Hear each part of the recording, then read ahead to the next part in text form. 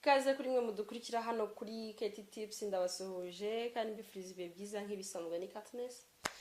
Ntatinze rero uyu munsi ngiye kubigisha muribuka ko bushize nababwiye inzira ushobora kuba wanyuramo kugira ngo ukire abantu mwabuze akazi mbabwira kata babwira yuko imbuga nkoranyambaga zisigaye zirimo akazi aka kanya rero ngiye kwigisha uburyo ki ushobora kuba wafungura imbuga nkoranyambaga zawe n'uburyo ugomba kuzikoresha ibyo ugomba kuzishyiraho tips zigendanye n'uburyo wabikora.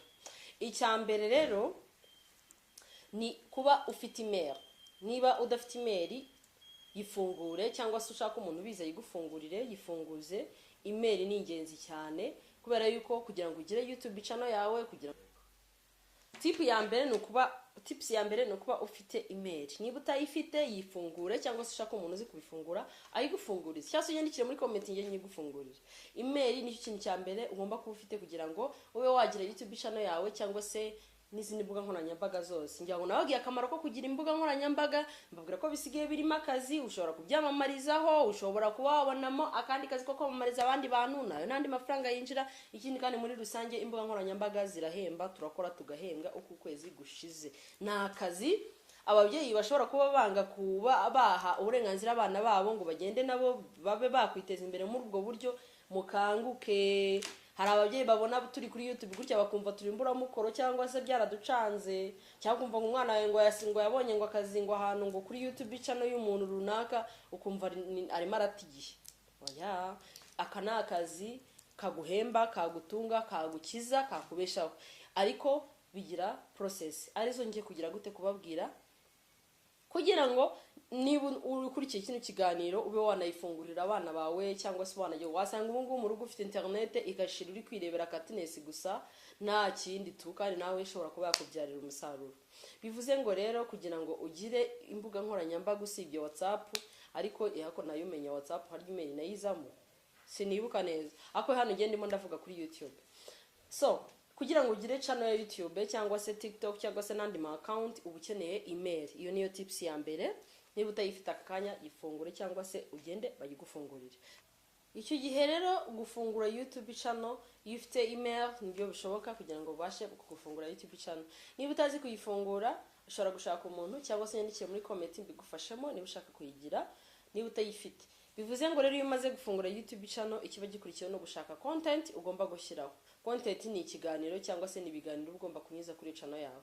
Ni ibiganiro se ni ukwigisha se ni iki mubona ko kuri YouTube nta bitabaho guteka kugira gute ibintu byose. Iyo ugiye guhitamo content rero nakugira inama cyangwa se naguha tips yo guhitamo content y'ibintu uzi neza gukora.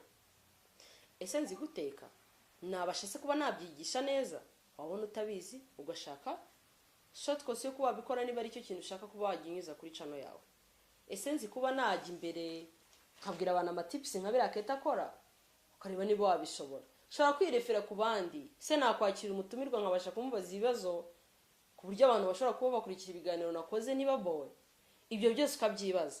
Ikindi wamara guhitamo content wandye unayikora nawe ubwo ukareba niba iyo content yawe wakucara hasi ukayireba. Karaba niba ikiganiro wakoze ushobora kuba wakucara hasi ukagiplayinga nawe ukakireba. Niba ubona ibyo bintu uri gukora nawe ubwawe wabireba n'abandi bazabireba. Tips ya gatatu rero mu gihe ubashije kuba wagira YouTube channel ugagira content ikiba gikurikiye no gukora content yawe. Hari abacika intege ngo nta kamera bafite, hari abacika intege ngo nta bindi bikoresho bafite byo gukoresha. Telefone yawe irahagije my dear. Telefone yawe irahagije. Simvuze ko kamera atari ngombwa ufite ubushobozi bwo kuba wayigura ariko utanayifite ntibyakubuza kuba wakoresha YouTube channel yawe. Kandi kugira YouTube channel cyangwa se kugira imbuga nkoranyambaga ntago byica kandi kazi warusanga ufite niba rusanga ugafite. Ahubwo bishobora kunganira ka kazi kawe. Niba ufite urukuta rwa Instagram cyangwa se rwa TikTok cyangwa se rwaki ushobora kurwamamariza ibikorwa byawe abantu bakagira gute bakakugana. Urumva ko ni ibintu byiza kugira imbuga nkoranyambaga. Turacyakomeje twibere kuri YouTube channel yacu.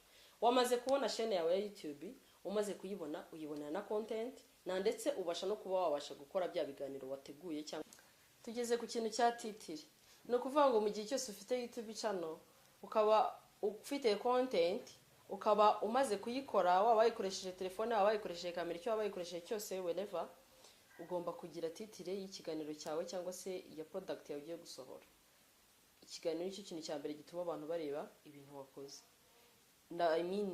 Titire no kuvuga ngo kandi ugomba gushyiraho titire ihuye n'ibyo wavuze, kuko igihe cyose uzashyiraho titire idahuye n'ibyo wavuze, bya bindi byateye by'iki gihe ugasanga uravuze ngo runaka yapfuye kandi ubizi neza ko atapfuye, ubizi neza ko nta n'ibyo wavuzemo, hakagira umuntu uza akanda hari ibyo akurikiye agasanga nta birimo, wa muntu ntazagaruka. Muri make uri kwicira isoko. Hari abantu bazi ko kurundaho ibintu by'impuruza cyane aribyo bituma abantu bareba icyo kiganiro. Yego bishobora gutuma bakireba, ariko barakireba bakuvaho. Ni ukuvuga ngo urimo ugenda wiyicira isoko. Ngira ngo murimo murabyumva, birumvikana aho ngaho. Niba aka kanya titire nshyizeho ngashyiraho inkuru ya Yago, narangiza mu biganiro ndi kuvuga ukaza ugasanga ndimo ndivugira YouTube channel, urumva ibyo ntibibuze guhurira hehe? Nta hantu biri buhurire.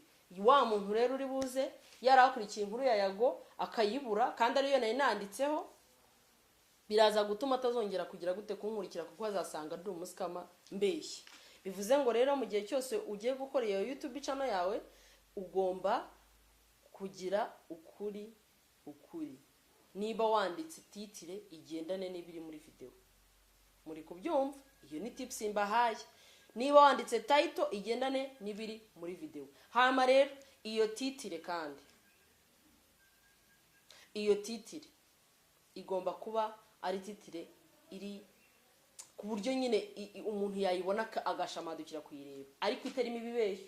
Hari ukuntu nyine uzarebe nko wenda tuvuge ngo tufate nk'urugero, urebe nyine ndamutse nanditse hari nka titire ushobora gusoma ukumva biraho, ariko nka titire usoma ukumva kabisa ugize amasiko yo kuba waklika kuri iyo video. Titire rero iri mu bintu bituma video yawe ishobora kugira abantu bayikurikira benshi.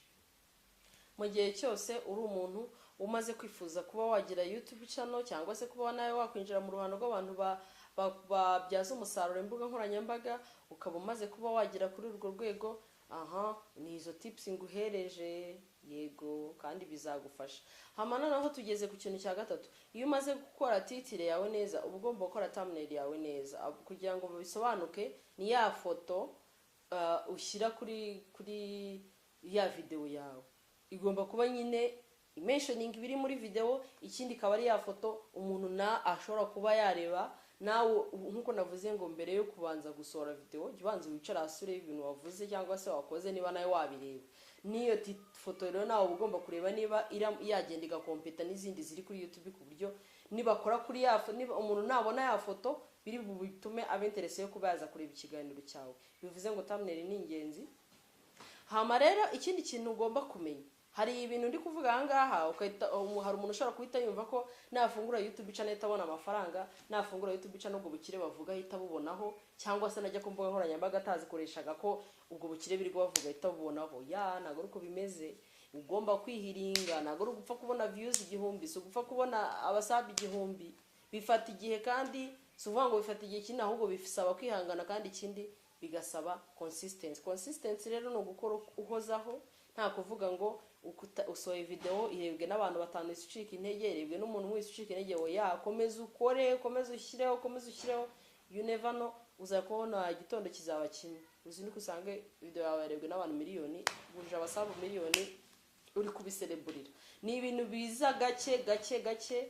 Ntago YouTube ihereza umuntu amafaranga yayo umuntu utakoze. Irimo akazi, harimo akazi, bantu mwabuze akazi. YouTube irimo akazi, ariko gukora cyane. Apana kuzuka terikari ukicara ugasohora video uyu munsi ukazongera kwisora nyuma y'amezi 2, aho ngaho kiba cyapfuye. Niba uri umuntu ukeneye kuba wagira icyo byaza umusaruro ku mbuga nkoranyambaga zawe, gira consistency mu byo ukora. Nukuvuga ngo dukomereje hariya, narindi mumvuga ku bintu bigendanye n'amatitire n'ama thumbnail. Hari ikintu YouTube igufasha buriya, iyo ukorera kuri consistency, igenda iricinga video yawe ku bantu benshi, igenda igufasha gusharinga, kandi uyiboneraho amakuru yose ukeneye. Haba ibintu byose biba biri kubera ku isi tu wabisangaho.